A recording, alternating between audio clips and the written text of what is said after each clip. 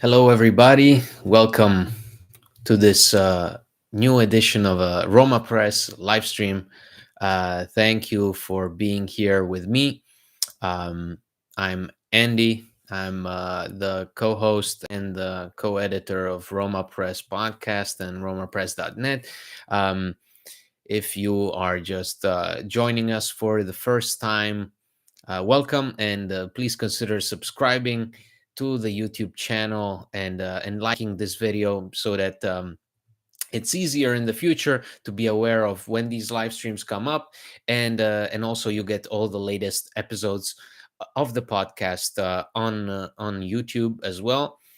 We will soon be coming over in video podcast edition. As John said on the latest episode, which went live yesterday, we will be most likely going video for the podcast sometime next week, perhaps on the Thursday episode. So keep an eye out. You'll finally be able to see the both of us as we interact and lose our minds over Roma. Um, so, welcome to everybody that is joining us. Thank you for being here. It really means a lot for people to take the time out of their busy schedule on a Friday afternoon, morning, evening, night, wherever you are. Thank you for listening. I'll be reading the chat. Obviously, I want to encourage people. If you have any questions, if you have any talking points that you want me to address, please drop them in the chat, and I'll address them. And I'll be reading through the comments as this live stream goes on. I have some planned discussion points, but this is this is a format that allows me to interact with you. So I want also to get your perspective on things. So, hi, Richard. Buongiorno. Mexico, New Mexico. Awesome. Yeah, I remember Richard. I remember you. Ivan. Hello, Ivan. Good to see you too. Uh, yeah, no, I know I said it every week. I'm just saying we will be going on the video podcast when John gets his camera. His camera is supposed to arrive at his doorstep in Ohio on September 11th. Not a good date. I'm sorry, everybody, but that's I guess that's what Amazon thought to do with his camera. So we're all following the updates with regards to John's famous camera. Once that camera is there, we can record and off we go, right into the realm of video podcasting. So, buongiorno. Good evening from Singapore. Thank you, Sanchit, one of our patrons. AP, obviously, another one of our patrons. Pinto signed Lukaku faster than John signed the camera. Exactly right. Exactly right. And that's AP from Los Angeles, if I'm not mistaken. John indeed took more time to get a camera from Amazon for the video podcast than Pinto did for Romelu Lukaku. So, buongiorno, buonasera, all the way from Australia, Corey. Well, wow. Thank you for listening to our live stream. Thank you for tuning in. I know it's late there, so hopefully you have a good night's sleep ahead. For everybody that is just joining us, thank you for being here. Today we will talk about the latest rumors regarding Francesco Totti potentially coming back to Roma after 4 years in a different position, perhaps in a managerial position within Roma's management. I'll get into the details of that. I will also be talking about Marcos Leonardo, what is his situation, and the rumors that he will most likely sign with Roma in January after a failed move in the summer. And then I'll touch upon also Roma's sponsorship, this incredible quest of Roma looking for this main sponsor for months and months. And we are starting to see the first names that I think may have some truth to it. And so I think it's worth discussing these potential candidates. In the meantime, if you like our podcast, if you like our website, and if you like this channel, please consider becoming a patron. it really helps, to really expand and reaffirm our presence, and also exactly, deliver the podcast and the website in a more refined manner. So it really helps us if you would go on patreon.com/Roma Press, and there you can support the show, and it really means a lot to us. So thank you. And if you haven't already, subscribe to our channel, drop a like on this live stream, and please, whenever you have a question or a talking point, just drop it in the chat and I'll be reading it. So we have comments from all over the world. We have people in Australia, Los Angeles, I see. Michael, hello, cutesy patootsy. Yep, that's a good reference for those that listen to the podcast and know of my adventures in Delaware. In veterans bars in Delaware. Yes, that is correct. Hello from Kuala Lumpur, Michael. Thank you so much for being here with us, Michael. Exactly. Smash the like button, says Jew, one of our patrons. Thank you, Jew. Yusef. I often watch the videos afterwards. First time I get a chance to see the live stream. Love them. Keep it up. Thank you, Yusef. Means a lot to us and means a lot to me to be able to interact with you guys on here, wherever you're from. It's fantastic. I said I will not be here, but here I am. Hello from Lebanon. Well, hello, HH. We miss you, and we remember you fondly in the chat, and thank you for being here with us. So I think, as the people roll in, I don't expect today to have too many people on here. Obviously, it's the international break, so everybody's a bit hangover from our recent performances in Serie A. Obviously, to start the season with the results that we started with is not a positive, will not get people excited. So I think, from what I see, we're 7 minutes into this live stream, we got 23 people in. These are not Romelu Lukaku numbers.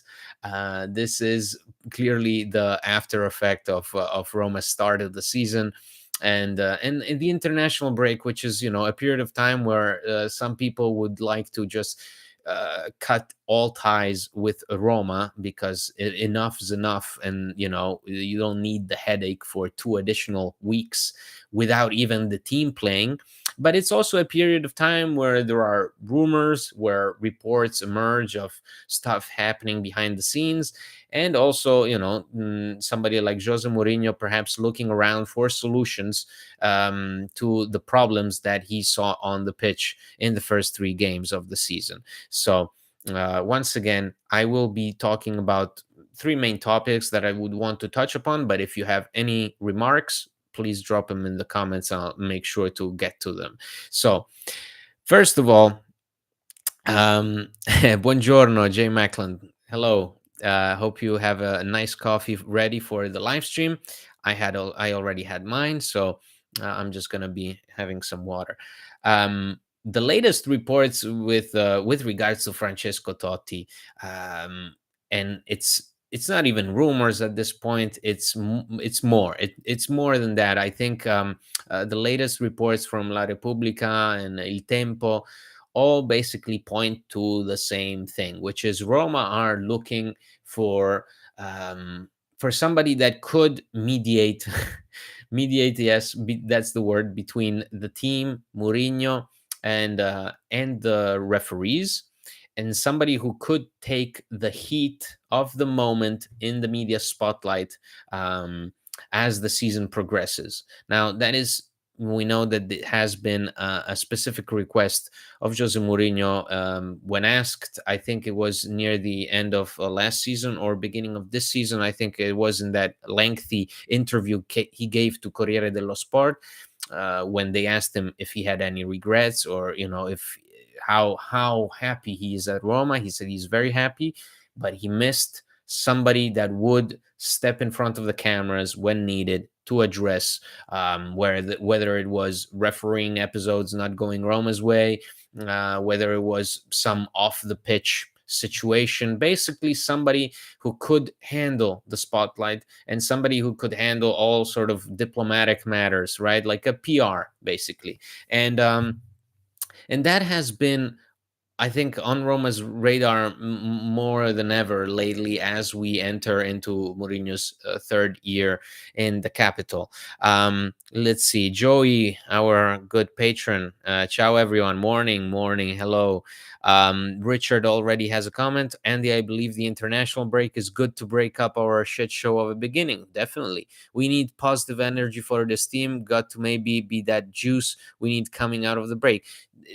Definitely, this is, it's one of the ways to look at an international break as a period of time where you can recharge your batteries, not only the team but also us. um, and hopefully that will give us an advantage going into the Empoli game. Serious question. Let's say Jose gets it terribly wrong after the first three games. Didn't he earn the right to be trusted to solve the issue instead of people asking for his head? Definitely. I, I think I always think no matter whether it's Jose or if it's Paulo Fonseca or if it's Zeman, I always think that, I mean, a coach after three games, we know what Jose has done for Roma. We know the way Roma have played under Jose.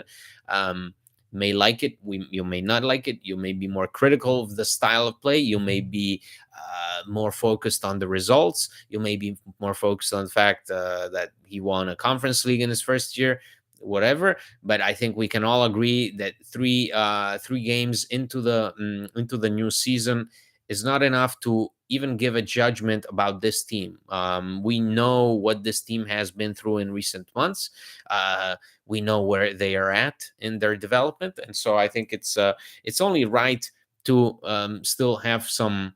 I wouldn't say hope, but have some openness toward what they can offer. I don't think we've seen the last of Roma winning, which has not been the case. I think somebody pointed this out, that since I've been doing these live streams, Roma have not been winning. Is there a coincidence? So you guys be the judges of that. In the meantime, I wanted to exactly say that. I think as things stand right now, Roma are not necessarily only looking at Francesco Totti. Francesco Totti is a name that is being mentioned not only because of his status, but also because of his image. Because what Jose Mourinho, I think, would want in this situation is to have somebody that is recognized not only within Rome. So, for example, somebody like Bruno Conti, who already works at the club, that's a figure that everybody in Rome knows and loves. He's a recognized person. He is everybody's favorite nonno, So it's I think that's what Mourinho is looking for. Mourinho is famously a guy who doesn't shy away from the cameras, doesn't shy away from, talking his mind. But I think he's reached a point at Roma where he feels a bit too much of the heat. When things go wrong, when things don't go Roma's way, I think he's grown tired of being always labeled the bad guy. We know that Jose Mourinho is not the Jose Mourinho that he was from 10 years ago. Maybe he's grown a little softer, a little kinder, a little gentler. But I think with this comes also a greater responsibility when managing a club like Roma, a club where expectations are always through the roof, even though the reality is completely different, right? And so we've seen that with Jose Mourinho. I think also his decision not to step in front of the cameras right after the latest defeat with Milan, perhaps that might have sparked this search for an additional manager or member of the management on the Friedkin's part. Perhaps discussions were held within the management where Mourinho confronted the ownership, or say, and said, listen, I'm tired. I didn't go in front of the cameras. I didn't explain because I'm tired. This is not what I want to do. So we need somebody that can handle it. And so let's see what else we got. Carlos, who says whatever Roma managed to get as many. Yeah, well, yeah, whatever they can get for the sponsorship. I think, yeah. they need time to get used to playing together with the new players. Let's wait at least until Christmas. Definitely, there is always the factoring in of these new signings. That's why I think it's a pity also that Rasmus Christensen today left and went to Denmark to play for the national team. He was called up as basically as an emergency addition to the squad. So it's a shame because you always want these new guys to have a little bit of time with Mourinho, with the other players to get acclimated, maybe grow closer with the manager, know so that Mourinho knows what you can offer. That's will not be Christensen's case because he just left the Roma's training center and joined Denmark. He doesn't do pre-match and post-match interviews. Arman says no. With Mourinho, I think it depends. He doesn't do very often. He refuses to do the pre-match pressers when the games are very close to each other. So, for example, if you're playing 2 games per week, he doesn't do the pre-match presser. When he has more time on his hands, he'll do it. I think it also depends on what's spinning in the media cycle. And Mourinho is somebody who's very tapped into that, and that's why I believe he's also especially in Rome, he's very close to what's happening in the media, and I think that's why he wants somebody that is perhaps not even, I wouldn't even call them qualified or experienced, but somebody that has a certain status, a certain presence, both in Rome and in Italy. And that's why I think not only Francesco Totti is being looked at. Francesco Totti is being looked at because obviously of his legendary status, because I mean everybody knows El Pupone, so everybody loves him. But I do believe that on this occasion, you'd have to also consider, for example, looking at people like Aldair, who used to be Roma's captain, legendary defender, and also, for example, Zbigniew Boniek, who is more advanced, more he had experience in UEFA. He managed the Polish national team as the president. So we're talking about different profiles. Let's keep in mind Francesco Totti is now running his own football agency, so I don't know how eager he would be to perhaps focus on other things aside from the agency business. Ciao, just got here. John Forda says Ciao, just got here at work. Okay, great guys. I really appreciate everybody tuning in, no matter the circumstances, whether you're about to fall asleep or just waking up or going to work or sitting in your office. If you're watching, thank you so much. It really means a lot. Yes, Andy, I see Pellegrini is nursing the injury again. Yeah, well, it seems to be chronic. Yeah, Pellegrini hasn't been 100% fit for God knows how long. I think for over a year. It's basically the same muscle that pains him, and I don't think he's able to recover from that fully because there is not a moment where he's not playing. So, for example, against Milan, Pellegrini was not supposed to play. Hussein Mouawar gets hurt and Pellegrini plays the remaining 60 70 minutes. So today Pellegrini got hurt again in training with Italy and together with Federico Chiesa from Juventus, and so he returned to Trigoria. He'll be re-examined by Roma's medical staff ahead of Empoli, but he's not going to be taking part in any of Italy's matches. So that was a short-lived international duty for Lorenzo Pellegrini. Okay, let me. Roma owes Totti a role at the club, regardless of the position. Yes and no, because I think Totti was very, very outspoken about the fact that he doesn't want to be used as a, exactly as that, as a face. He doesn't.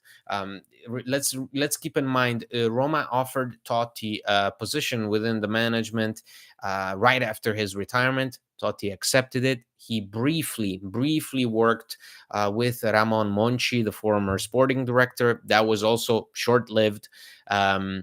It didn't end well because Totti felt used.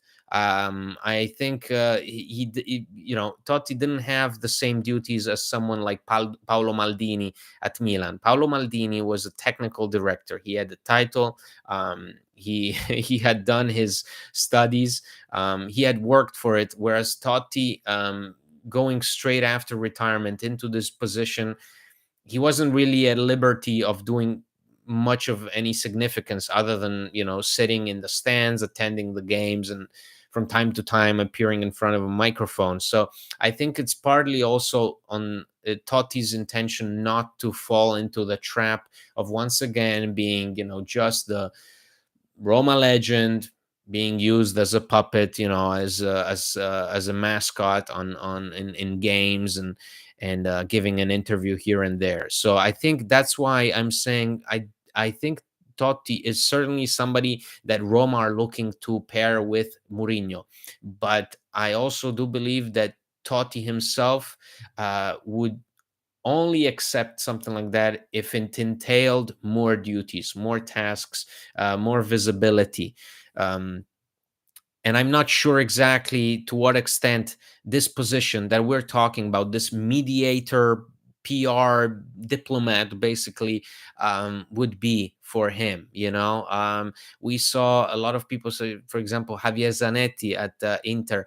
Well, Javier Zanetti is not only the guy who goes and talks to the media from time to time ahead of a game or after a game. He's also the guy who goes to South America to scout players, to talk to them, to try to lure them to play for Inter.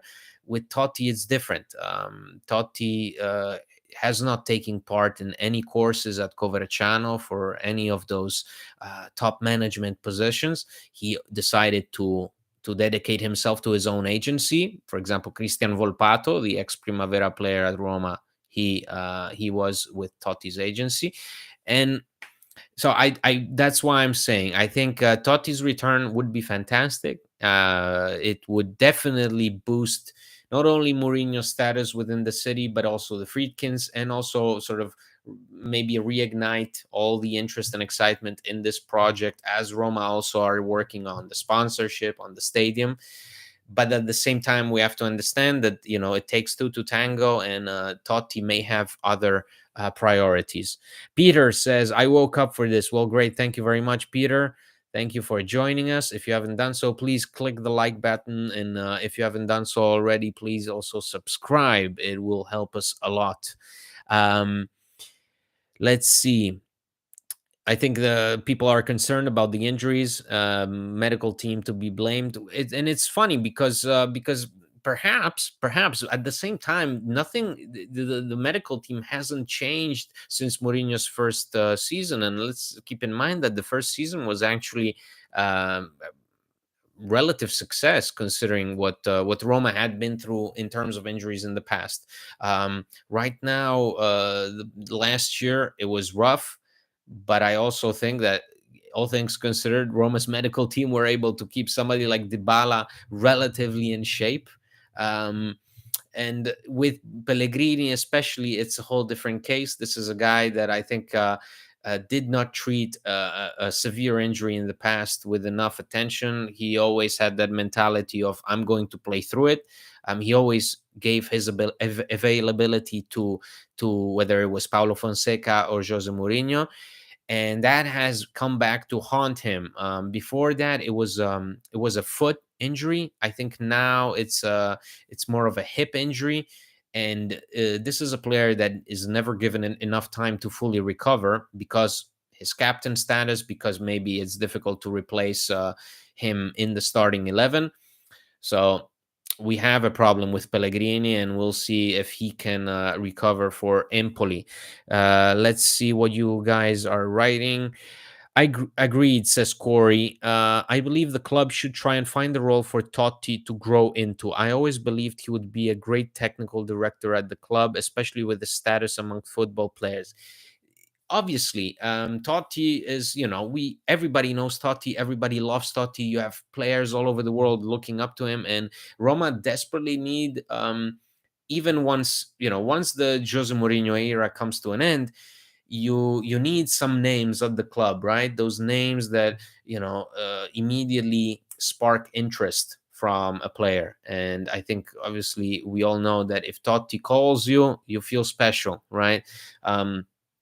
The problem is, once again, with Totti is that he would have to make a compromise, which I'm not sure he would be willing to make. That is why I also think that profiles like Aldair or Zbigniew Boniek, more experienced, obviously older former players, uh, I would say they are more realistic given what Roma are looking for. These are guys that have a certain status in Italy. They speak the language. I mean, they have a home in Rome. They command the environment. They know what it's all about, and so they also would fit into something like that of somebody willing to go in front of the camera, and whether it is to be critical of something or openly discuss something, basically take some of the burden off of Jose Mourinho's shoulders, so that Mourinho can concentrate only on the pitch stuff,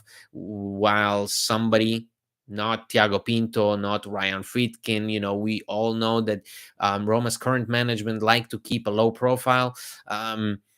Somebody like that could be sort of the spokesperson for the club, right? Um, let's see what else. Mm, Pellegrini playing under injury didn't serve him or the club well, and fans seem to don't appreciate his sacrifice time for a couple of weeks rest.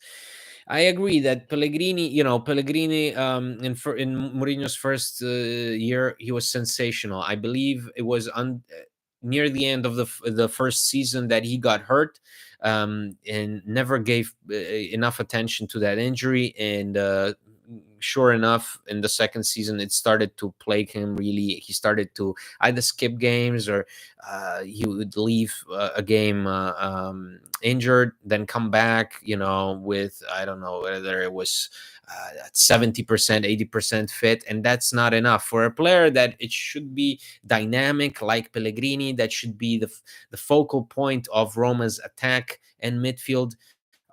You can't have somebody that is limping half the time, right? So, mm, yeah, he needs a position. Totti needs a position with authority. I agree, and that's why I'm saying that I don't know how much authority this position that Roma are currently seeking somebody for would entail. We got Tuna. Buonasera, Andy. Adam T from the future Australia, about to go to bed soon. Hello, Adam, one of our good patrons. Thank you. Hopefully, this will not put you to sleep. Jew, I can't blame Totti's perspective on the situation. Also, Maldini was dismissed with a little honor, respect to. Maldini obviously played a very important part in Milan's resurrection, from the banter era to Scudetto champions. Once again, I say it really depends on how, what Totti is looking for. Totti is has had interest in returning to the club, but I think the conditions for him were very firm. I want an assignment. I want something that I can be recognized for, not just, the washed up legend sitting in the stands. That's not what he wants. Yeah, Totti needs a proper role if he was to return, not some honorary position. Exactly, it won't work if that's the case. And I agree. I think if this hasn't happened already, that it's because of that. Because Roma were not ready to give him something of any significance, and Totti was reluctant to accept anything but something with some kind of authority, with some kind of control. Wasn't Dybala supposed to be extended in August? Says Joey. Those were all rumors, and I said it on the last live stream when we discussed what Tiago Pinto had to say. Tiago Pinto said we have a good relationship with Dybala's entourage, and we'll do everything it takes to keep him. So, if these discussions haven't started yet, I do believe that they will start as the season progresses. Really, in these first three games, I think we can all safely say that We, the fans, are not ready to commit to anything yet. So, I see people are very reluctant in these first 3 matches to embrace Mourinho beyond this season. But I think that works at the same time, vice versa. Mourinho is very reluctant. I don't think he has any idea of what he wants to do in the future. I also think those same concerns work for Dybala, and Dybala himself needs to see how this season goes. Can Roma achieve Champions League football, and how he fares with injuries? I think that's what everybody's looking for: Champions League and fitness levels and the results that need to be in your favor. Our man says, how about De Rossi? De Rossi doesn't want something of this kind. De Rossi wants to be a coach. And he's made it clear time and time again. And De Rossi has the resume to apply for coaching positions. I think that after this brief and pretty terrible Spal experience in Serie B, it will be difficult for him to find a good project. But it is very clear that De Rossi wants to focus on coaching rather than anything else. Much less talking about the Roma's refereeing situations. That's Totti. Totti is somebody who has expressed interest in working within a club's management. De Rossi no. De Rossi knows that what he can handle is 11 guys on the pitch. Hello, the usual 50, Roman says. Yeah, well, the usual 41. So if you haven't done so, smash the like button so that this goes into the algorithm and we get some more people in. Andy, you made you made me wake up at 7 a.m. today. Thank you. Well, thank you for being here with us, Roman. Thank you to everybody who's putting off going to sleep or just tuning in as they wake up and bite into some cereal. I really appreciate it. Let's see. Yeah, I see Frank says it works at Bayern and Ajax amongst others. Yes, you need these recognizable figures. I think if there is something that we may take issue with in these last few years with the Friedkins, I think we turned the Pallotta era, with previous president. Everybody was talking. It seemed like everybody was talking. You had all these guys, whether it was Gandini, Baldissoni, and then you had all these sporting directors, Ramon Monchi, Petracchi, you had Fienga. Everybody was talking. It seemed like every week you had an interview, you had something, you had people clashing heads. And it came to a point where it was just, you were like, enough, there is too many talking heads. It makes no sense, and it doesn't really reflect well on the club. Well, the Friedkins introduced a completely different policy, which is talk to nobody, say less, do more, right? And I think for the first year and a half, even 2 years, we loved it.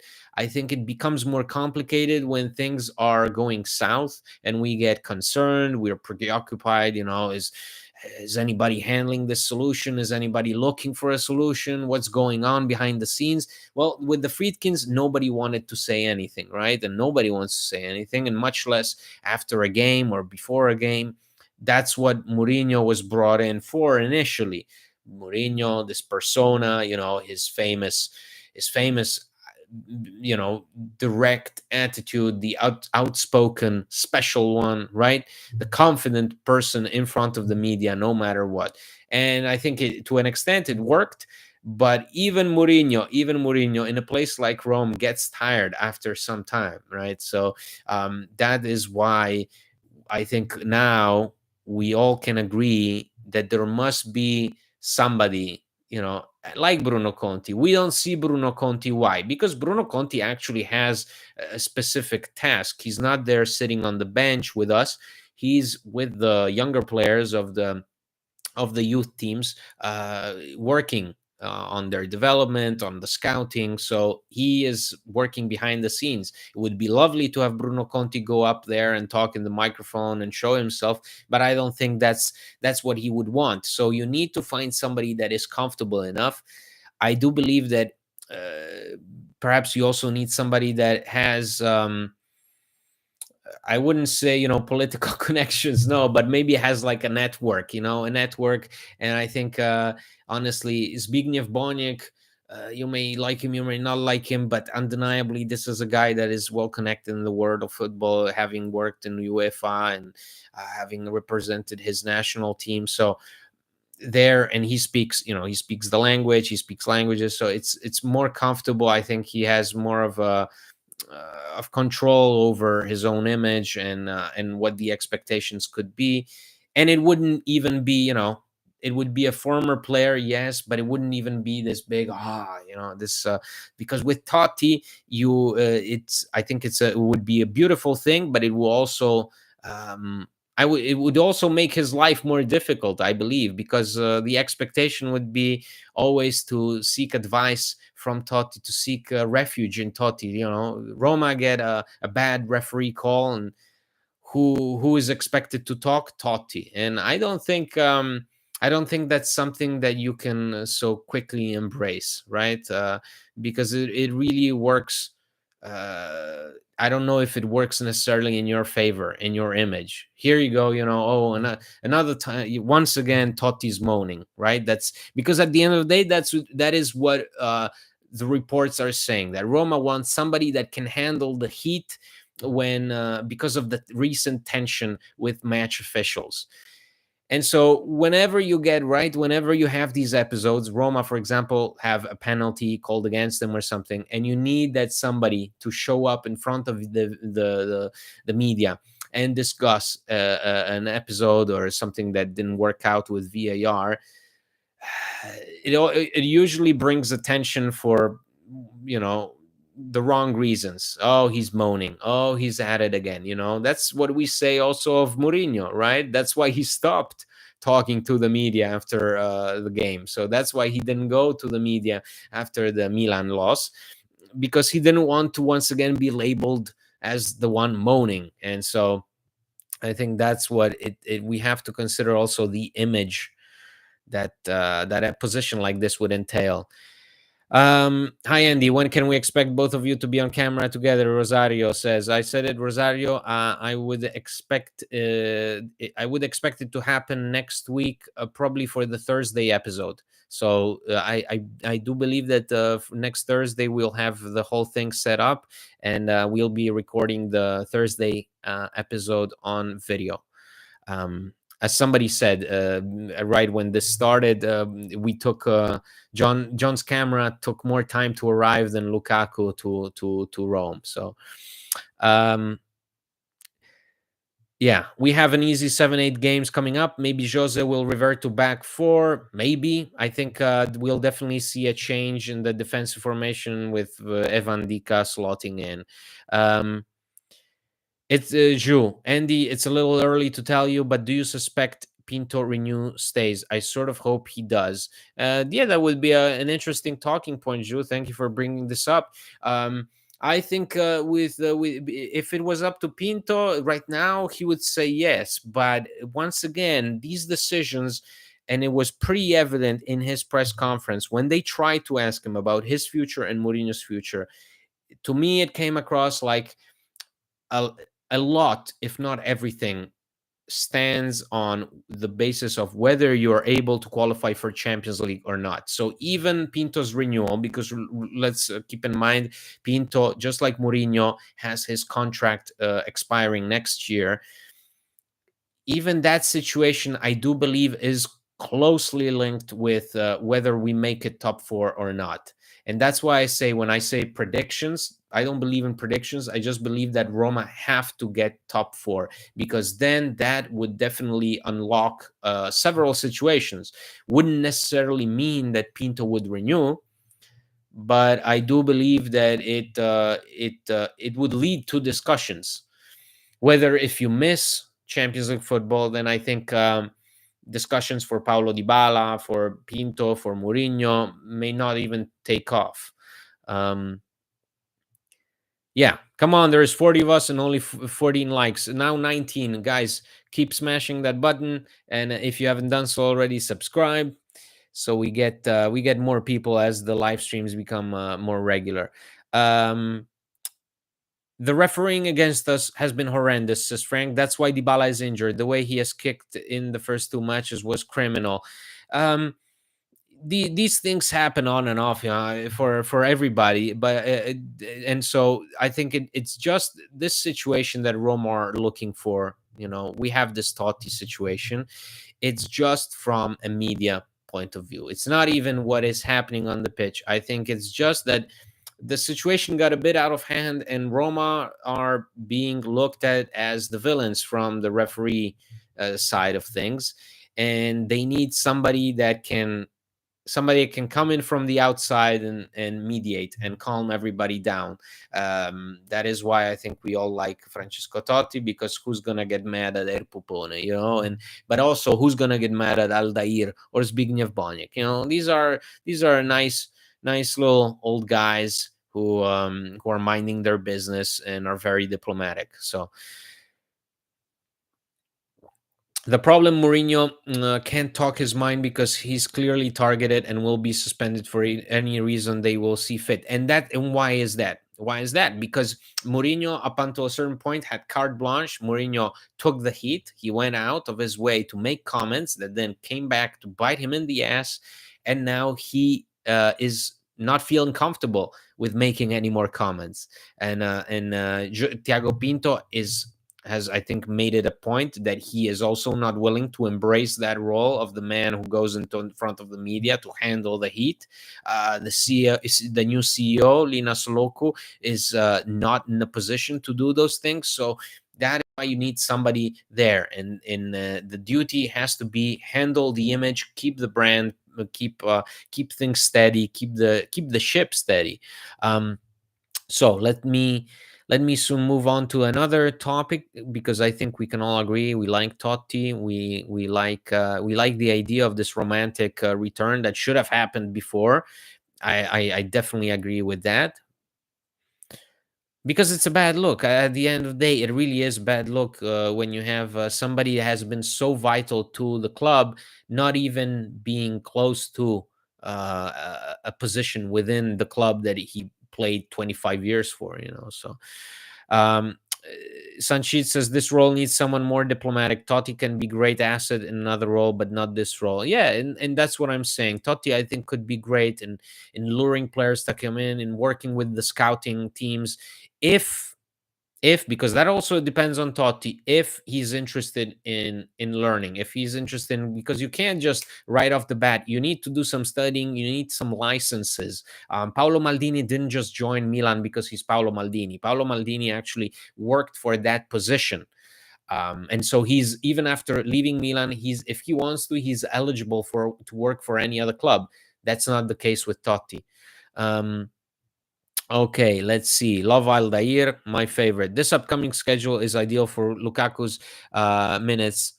Yeah, well, Lukaku today is going to start for Belgium, so let's keep our fingers crossed and let's see where it goes. Mourinho needs to step up, and so do our players. We shouldn't need refs giving us good days to beat Verona and Salernitana. Definitely, I think we can agree with that. Have you had breakfast, Andy? Oh yeah, a long time ago.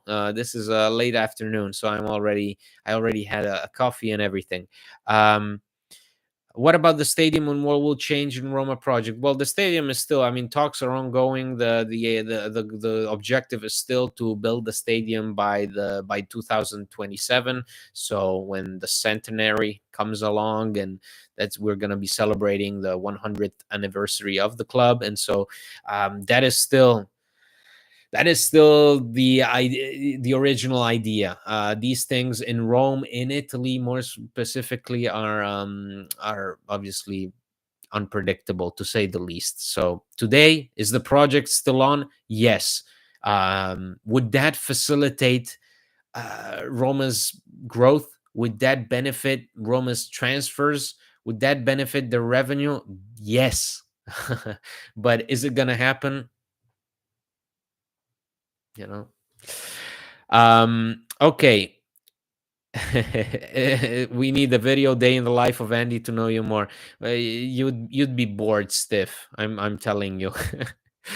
But if you have any questions, just drop them. I'm happy to answer anything on this chat, and that's why this format is nice, so that we can see and sort of interact. Know what's going on, right? It's not a one-way channel. um so as you put it down your questions or whatever, I wanted to also move on to the other subject, maybe related to the stadium. So we are hearing talk about the main sponsor, and I do think that the main sponsor right now is a matter of weeks, months at most. I wouldn't expect Roma to start next year without a pretty well defined sponsorship deal. And I do believe there is truth to the recent rumors that Roma are looking within the airline industry. The biggest rumor, or rather the most accurate report that we have come across right now, was by Il Tempo. It was corroborated by other outlets as well, that Roma are in talks with American Airlines. It's a candidate. It's a really strong candidate for the sponsorship deal. We also have heard to a lesser degree of Turkish Airlines potentially also being a sponsor. But that's why I say I think there is truth to these rumors right now, because Dan Friedkin has a reputation and is close to people within the airline industry, definitely. So I would assume that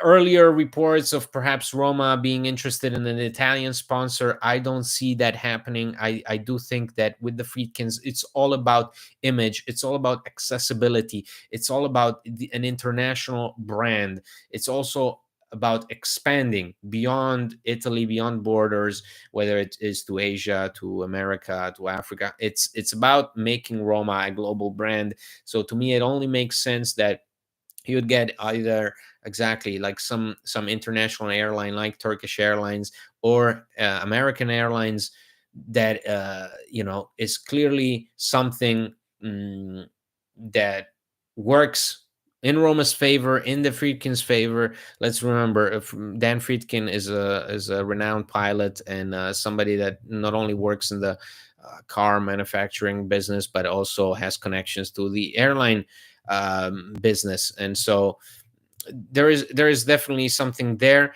Roma are also securing partnerships left and right. The latest is Q8 and Enel, so two energy manufacturers. These deals will be worth around 40 million, if 4 million across the next few years. So, but Roma have been at it for the past weeks with the CEO Lina Suluku, uh, you know, going back and forth to London, to other places in Europe, to meet with brands, with organizations, and trying to get deals. So partners, Roma have plenty of partners. This question of the main sponsor is still there, and I think we can all agree that SPQR has not really done too well for us. So let's see.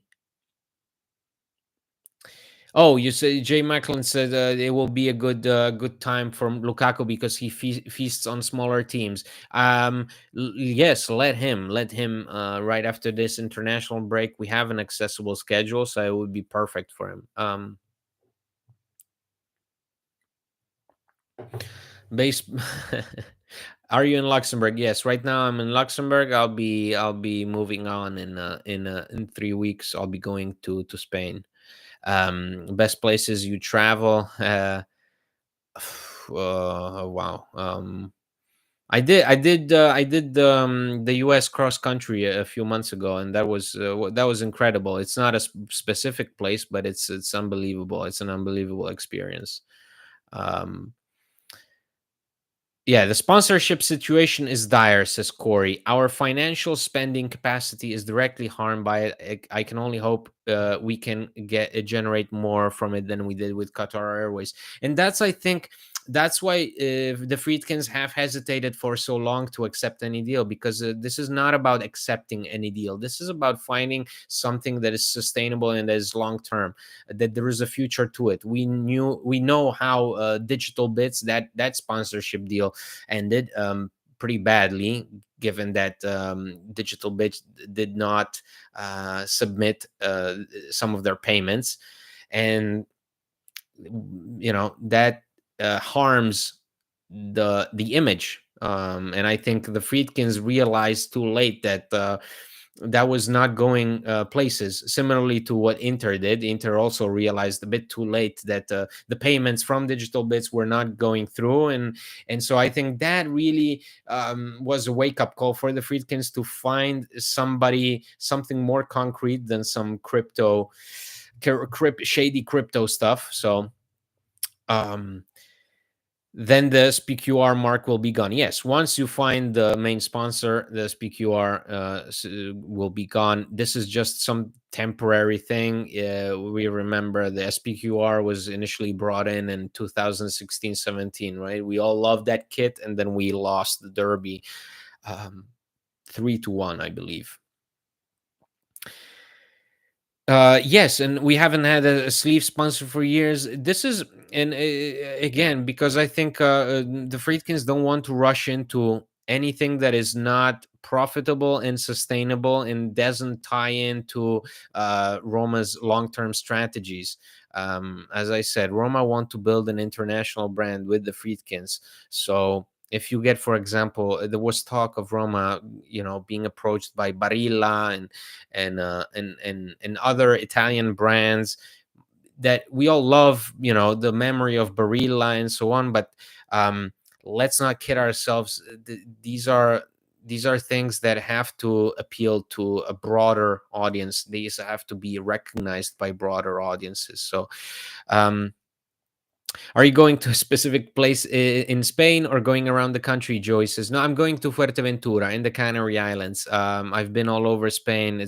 I love Spain. I've basically seen every corner of Spain, save for the Basque Country. So this time it's going to be Fuerteventura in the Canary Islands, probably until Christmas. So that's, yeah, so I'm moving. I have to be on the move. I can't stay too long. Andy says, Peter, are you more excited for Killers of the Flower Moon, obviously by Martin Scorsese, or Michael Mann's Ferrari? I have to say, I think it's equal measure, because Michael Mann hasn't made a film since 2015 when he made The Black Cat, and a lot of people hated on that movie, and I love that movie, the director's cut, mind you, not the one that was released in cinemas. So I think he needed to make this Ferrari movie. He's an amazing filmmaker, and these are my guys, Scorsese, Mann. These are my guys. These are guys who are 80 years old and still make some of the finest movies you'll see. Killers of the Flower Moon will be an event of itself. I think it's a tragic story, but a movie that you have to see on the big screen, and read the book. Read the book, because that is pretty powerful. Are you a fugitive? No, it's just I can't afford to live in Luxembourg. If you know, you know. I can't. What have you heard about Roma new sponsor that will be on the shirt? This sucks. I really love SPQR representing Roma. I know, John. I think most of us can agree. SPQR is very romantic. It's wonderful. It looks nice. The problem is you're not getting any money. Roma need money desperately, desperately. So with Friedkins, it's all, and the Friedkins too. I say, we talked about it. Thiago Pinto, Paulo Dybala, Mourinho, their future definitely tied to Champions League football. The Friedkins' future is definitely tied to the stadium project, definitely, and that's why the sponsor is also important. You have to keep building on that brand. You have to get recognized. You have to get money. Roma, the last sponsorship deals have been really questionable, to say the least. So this is a situation that Roma are clearly looking carefully at, considering all the options, and that's why I say it will take some more time. But I do believe that 2024 is we start with a bang. When will we be likely hearing about stadium updates? Joe, the updates, the situation is constantly updating with the stadium. Most of the time, some of this stuff is so local. The process of these things takes so much time. You would not even like. I realize that this is an international audience, so a lot of the things that go on and are reported in Italian. Um, you can't get a grasp of, but basically the stadium project is being discussed every week within courtrooms, within uh, within municipalities, within committees, within the mayor's office in Rome. It's an endless process of meetings, of discussions, of presentations, of you have people protesting the project, you have the club trying to demonstrate what they want to do. They want to, you're working with the environment office. It's such a headache. It's even impossible for me to tell you exactly what is happening right now. Gualtieri, who is the mayor of Rome, is constantly being asked about it and basically says the same thing over and over again. We believe that construction should begin in order to have the project ready for 2027. That's it. That's all they're saying. So to me, it's again, it's quite impossible to give you a clear picture, because I don't think even the club itself. I don't think Lina Soloku, the new CEO who's actually signed on for the stadium project, is aware of exactly the last minute updates of the stadium. So what's the conclusion, outcome, significance of Roma making a net profit of 95 million? Says Yusuf. Well, yes. So Roma were the latest report by the CS, which is sort of this center of international center that sort of analyzes the balance of the clubs and whether a club is operating, in a clear way, or spending too much and not earning enough. Basically, it just proves that Roma did well. This did what they had to do. It means that Roma, by having a net balance of 95 million, it means that they didn't break any rules. They didn't spend too much. The Roma, I think, in the end, it says officially that they have spent 17 million in 2023. They are sixth in Europe. The only Italian club that is close to them in doing well financially this year is Atalanta. Meaning, basically, it's, if you look at those rankings, you have, for example, Villarreal, a team that doesn't spend much money, that is completely so. These are basically, these are results that prove whether the club is respecting the rules, whether the club is moving in the right direction, or whether you are trying to do too much with too little.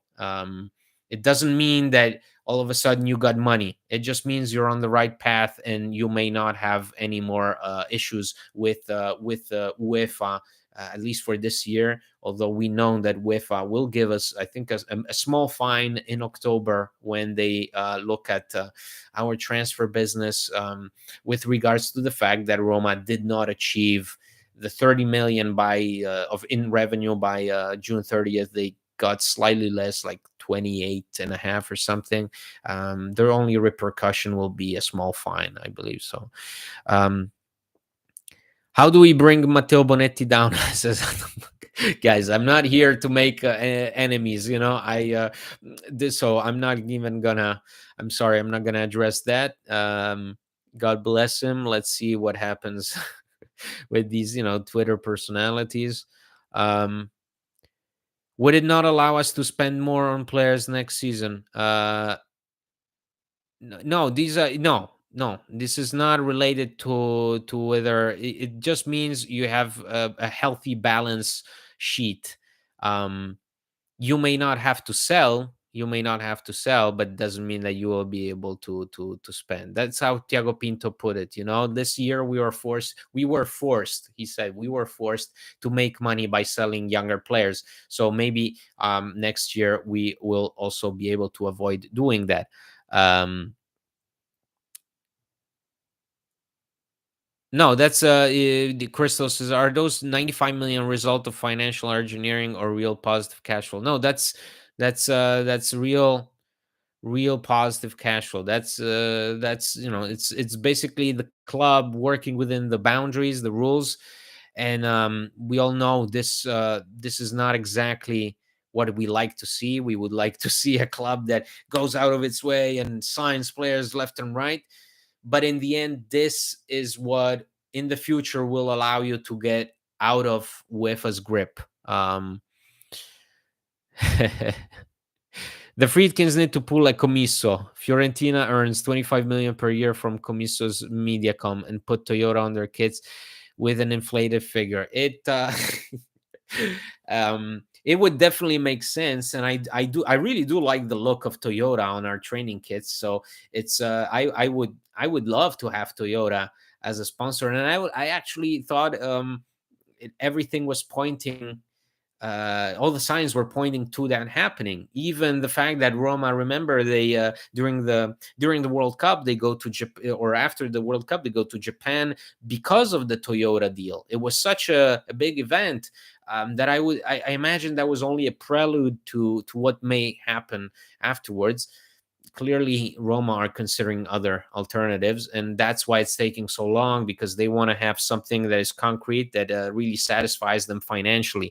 um, so let's move on to the last topic that I just wanted to briefly mention. For those of you that may not have seen this, Marcos Leonardo is really close to Roma for January. So he's a player that Roma have liked for the past year or so.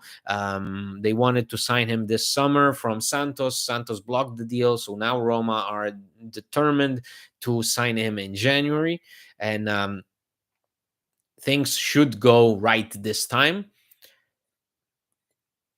Roma are looking to sign him for something along the lines of 10 to 13 million euros, with including add-ons. So it should be a much lower figure compared to the one that the club were in talks to offer it to Santos this summer, which was something around 18 to 20 million. Roma will aim to get to pay almost half of that.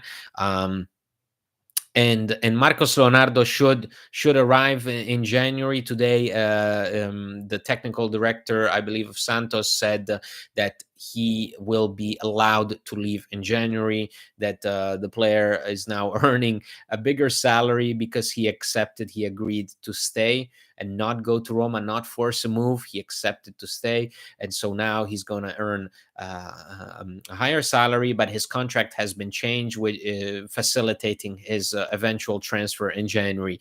And the latest rumors are that Roma will be looking to loan him out for the remainder of the season. So if Marcos Leonardo were to come in January, Roma are likely to look for options on the market, whether it is I think the two teams that were mentioned as potential destinations for him in Serie A would be Sassuolo or Empoli. Uh, think of Leandro Paredes's arrival in, what was it, 2014 or 15? I think 2015, when he came in, and he was also sent to Empoli to play. So think of that, because this time around, Roma, you know, obviously, except God forbid any injuries take place, will have a lot of options in the attack, and I think they would prefer to have Leonardo play some minutes in Serie A before becoming a regular part of the first team. So let's see. How about Leonardo's interest, Manchester United? I think if there is any interest, it's only that, it's interest. With Roma, it's much more concrete. Roma are on very good terms with his entourage. They're on very good terms with Rafaela Pimenta, who is his agent, slight intermediary to the deal. So basically, Rafaela Pimenta is the agent that took over after Mino Raiola's passing. So she took over his clients, and she works all over the world. She played a crucial role in the negotiations with Santos before the talks broke down, because Santos did not agree to send him. So I think if there is an interest from Manchester United, I think it's too little, too late, because the player is clearly set on joining Roma, and obviously anything can happen between now and January. But I do believe that these talks of let's resume and let's get a deal done in the next window have been far too advanced to now be interrupted by something along the lines of interest from the Premier League for a club that, if Leonardo is not guaranteed minutes in Serie A, I don't believe that he would be guaranteed minutes in Premier League. So, the deal seems close for Leonardo if the rumors are true. Yeah. Roma are have complete agreement with the player, with the agent. So the only thing that's now left to do is to present a formal offer to Santos, and that's it. And Santos this time around will be obliged to send him away, because it's a player that, despite not being happy about it, accepted to stay and try to fight to avoid relegation. And so I think now the club are on such terms with him and the entourage that they don't see the point in the player losing any further value. So, buongiorno, Stephen. As you're joining me in the final instances of this live stream, thank you so much.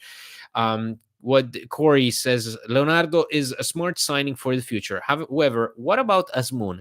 He is excluded from our Europe list. So how is he even able to play any meaningful minutes?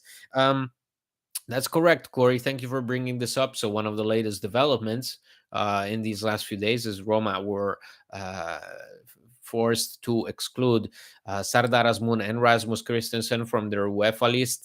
This is once again a forced move that the club had to commit to because of the settlement agreement, financial fair play. Basically, it's something to do with the fact that the cost of the squad, of the team that is involved in a UEFA competition that is under financial fair play restrictions, cannot exceed a certain amount of money. And if it does, then the only players that you can exclude from the list are players that you signed in the last window. So people were concerned, why is Tammy Abraham on the list if he's injured? Because the only ones you can exclude are players that have been signed in between June and August, and that's really that's not a good situation, as you say, because somebody like Azmoun, right? We all thought, okay, well, this guy, he comes in.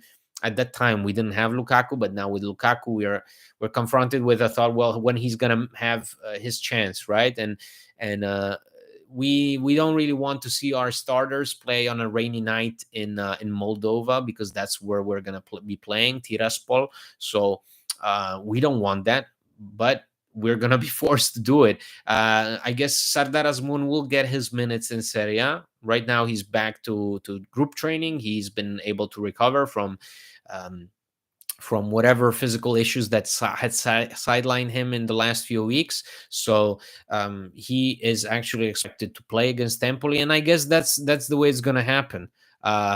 You will have to find a way to involve everybody. That's what Mourinho said before shipping off Ola Solback, and he said, I think it was after the Salernitana match, that he will find a way for everybody to eventually play. I hope he keeps his word on that, because I think Sardar Azmoun, even though you may not like the initial signing, even though you may not like perhaps the conditions of the deal of him having a buy option for 12 million, perhaps that figure is considered too high by some. I do think that this is a player that can work for you, given the circumstances. I think Sardar Azmoun is somebody who can definitely play in a variation of your lineup with, for example, Lukaku, paired up with Lukaku, definitely. So from that standpoint, I do believe that even those smaller sides in Italy, he'll get his shot. And as I said, he can play with Lukaku. So maybe sometimes you want to give Dybala a rest, you put Asmoon on. And yeah, I agree. UEFA mafiosi. I mean, it's a pain. It's a pain because it really, from a fan perspective, also from what goes on in the pitch, it doesn't make any sense to have, for example, exactly a player that is injured who may return in 2024 on the list for a competition that is you're supposed to be playing right now, right? And right in a few weeks, you're supposed to start your Europa League campaign, and you have Tammy Abraham on the list. Tammy Abraham has an ACL injury, so um, but those are obviously things that were brought on by Roma not respecting the initial rules, by Roma's spending too much money, earning too little, and so Roma, in a way, I mean, they brought it on themselves. Now they have to deal with it. Um, let's see. Hope this is the last season of UEFA restrictions. No, it's not. Unfortunately, the settlement agreement is a long term one. So even if you reach Champions League football, that's not gonna cancel out the financial fair play restrictions. You'll still have to deal with it. It will be easier because you'll make more money by qualifying to the Champions League. Hamad says Kumbulla expected return date. Maybe loan him out in January to free up space for UEFA. No, no, Kumbulla will not be loaned out. That's not a even given his contractual situation and he signed in 2020. So what he may have still a year and a half on his contract, something like that. I don't want to go out of my way to say something that is false, but I don't see Kumbula being loaned out, especially after an ACL injury.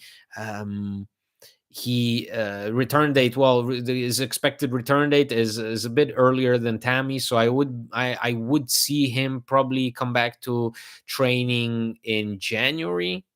You have to imagine that Tammy is going to be out until March. Worst case scenario, April. Worst case scenario, doesn't play at all this season. So, and with Roma, we all know we have to be prepared for the worst case scenario any day at any time. Frank says Manchester City broke every law and no punishment. Well, obviously, I mean these are the famous talking points. It's just how it goes. It doesn't mean that we should not be punished. You understand? This is, if Roma did something bad, and by bad I mean their financial situation was not handled perfectly. Somebody like Ramon Monchi went out of his way by just burying money, literally burning money left and right. That is not ideal for a club that makes as little money as Roma. You have to imagine what Manchester City make, and then compare that to what Roma make. Unfortunately, this situation will be having long-term consequences. That's why the Friedkins are set on the sponsorship and on the stadium. Those two things have to make sense, and they have to bring in money. If they don't, the Friedkins are out. Asmoon scored with a sensational chip shot during training. I'm sure he will help Roma. Yes, I saw that too. Today in training, he did really well. Scored a really nice goal. Although I think in Serie A they would have disallowed that because it slightly touches his shoulder as he gets the ball from a cross from Rick Karsdorp. But Roma signed somebody like Asmoon because, again, a cheap alternative, but also somebody that has proven to be of quality in the past. The circumstances led him to be basically an outcast at Bayer Leverkusen, never really settled in.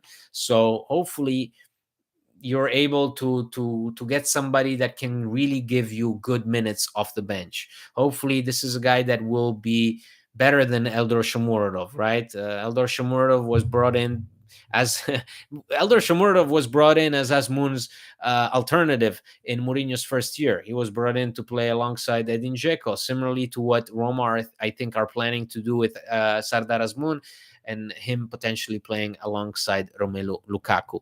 So Guys, I'm going to be soon ending this live stream. So if you have any questions, any talking points, the last remarks that you wanted me to address, please write them down in the chat. In the meantime, Corey says, my biggest issue will always be Rui in goal. I think his confidence is completely shot.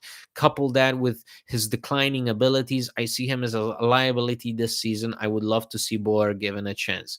I don't see Boer getting a chance. It's I don't think that's how it works. I completely agree with the fact that if something's not working, you have to change it, right? With Rui, I'm pretty sure that we will see Milas VR come into the Europa League and replace Rui. That I'm fairly sure. But Boer, I doubt that Boer could have a shot as the starting 11 with Mourinho anytime soon.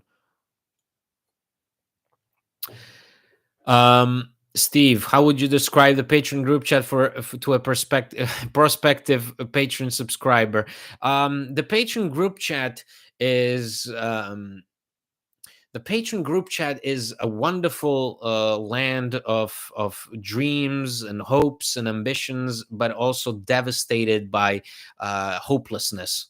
It's imagine the Josh Brolin character in No Country for Old Men, right? He stumbles into this fantastic bag of money, and his life can be finally changed. His life can finally go for the better, and he has this dream of living big and rich in Texas.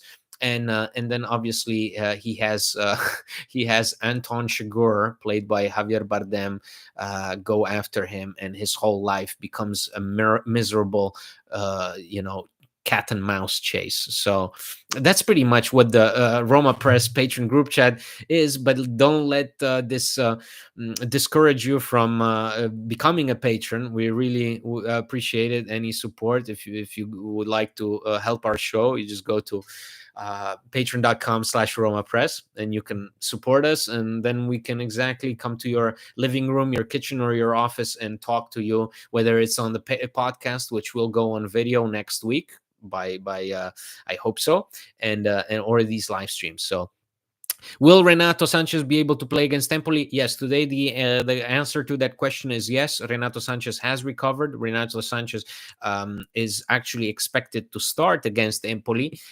Similarly, Nicola Zaleski has recovered. Azmoun is also set to play some minutes. I believe Azmoun will be coming off the bench. And Romelu Lukaku, if he starts playing with a consistency with Belgium, and today he's supposed to start, he's supposed to be the captain for them. If he comes back, I'm pretty sure we'll see him also start against Empoli.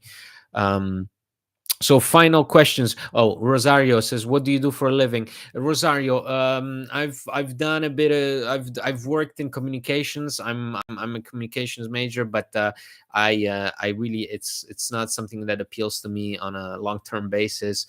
I'm dedicating myself most of the time to this, and I'm also trying to write. So I'm trying to write a book, and we'll see if something comes out of it. So it means there is literally no money in it. So um what else? What else? Yes, Steve agrees with my description of the patron group chat. Exactly. Corey says, I'm new to the group chat. It's a pretty cool place to talk about Roma. However, I haven't been there after a defeat. Yes, Corey, that is very good point. If you're a patron, you get to be added to this among some of the privileges, such as extra episodes and early access to podcast episodes. You also get added to this Roma Press patron group chat, and when Roma win, it's wonderful. When Roma lose, you better put on a helmet and some bulletproof armor. Um, I have a question. Any real update about the stadium? It is fundamental for revenue to have the stadium. I said it, Idrisi, if you missed it. There is no further update. The situation is basically constantly the same. The objective is always the same: to have construction begin in order to have the stadium ready by 2027, so that you can celebrate the 100th anniversary of the club with a new stadium. Will that happen? you are asking of me to analyze Italian bureaucracy, which is a hopeless task. A hopeless task. Jay Jay Macklin agrees. Group chat is the literal Wild West. Yes, exactly. So you have to brace yourselves. I'll buy your books as SP. Thank you so much. Well, I mean, right now I'm only somewhat some 25, 30 pages in, so we'll see. We'll see if anything comes out of it. Corey, hopefully this works out for you, man. I've only discovered this recently, but I'll keep supporting you. Thank you so much, Corey. It really means a lot. It means a lot to me that not only our wonderful patrons are always there for us, but also that, it doesn't matter if it's 80 people tuning into this live stream, if it's 46, if it's 20, if it's 6, if it's 5, if it's 1. I really appreciate the fact that there are people willing to not only listen to us, but also share with us their insights, their love for Roma, and also coming on here exactly and interacting. It's wonderful. I'm really grateful, and I know John is too. So guys, if I think we've covered most talking points for this week. The latest episode is the podcast episode is out on all platforms, so if you haven't already listened to it, go ahead, listen to it. We'll be coming back on Monday. And as I said before at the start of this live stream, we should be able to come for the first video podcast next week, most likely the Thursday episode. By then we should be set up and ready to go. So we will be doing video podcasts from then on, which will be accessible on YouTube to watch, and you can see John and I lose our minds trying to assess what Roma are going through. So finally it happens after all these years, after 5 years of podcasting with John. We'll be there. So this is it. Thank you again for joining me. Thank you for the show. Thank you, guys. If you haven't, please subscribe. This really means a lot because we want to keep YouTube a big format. We want to expand. We want to deliver. We're trying to make these videos better. We're trying to work out all the software. So thank you again. I really appreciate it. Grazie. If you're going to sleep, have a good night. If you're going to work, keep at it. If you're just getting off work, enjoy your evening. Thank you so much. Until next time, guys. Thank you. Ciao and Forza Roma.